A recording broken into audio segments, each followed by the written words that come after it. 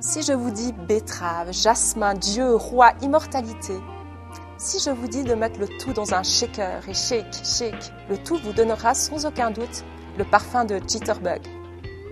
Venez déguster l'histoire du roi Alobar, qui pour fuir une mort certaine devient immortel et traverse les siècles sans une ride, avec sa compagne Kudra, qui laisse derrière elle une délicate odeur de jasmin.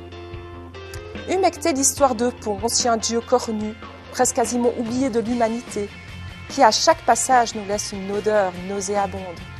Ou bien celle de Priscilla, serveuse dans un tacos bar. Mais toutes ces personnes auraient-elles trouvé le secret de l'immortalité ? Au royaume d'Alobar, une cité-état minuscule, une tribu si vous voulez, la coutume voulait que le roi fût mis à mort au premier signe de vieillesse. Les rois ne pouvaient régner qu'aussi longtemps qu'ils gardaient leur force et leur vigueur.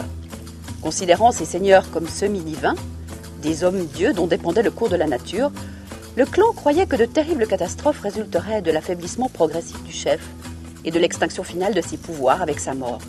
Le seul moyen d'éviter de telles calamités était de tuer le roi dès que des symptômes de déclin apparaissaient, de façon que son âme puisse être transférée dans le corps d'un jeune et vigoureux successeur avant qu'elle ne soit détériorée. L'incapacité du roi à satisfaire les passions sexuelles de ses femmes constituait un des signes fatals de sa puissance déclinante. L'apparition de rides ou de cheveux gris, annonces indiscrètes de la déchéance, en était un autre. Mesdames et messieurs, réjouissez-vous, car Tom Robbins est de retour. Cet Américain né en 1938 en Caroline du Nord, père de la pop culture et l'auteur du merveilleux livre « Même les cowgirls ont le vague à l'âme ». Il nous revient avec une imagination débordante, des phrases mythiques, dans un roman épique au style déjanté, mais si bien maîtrisé.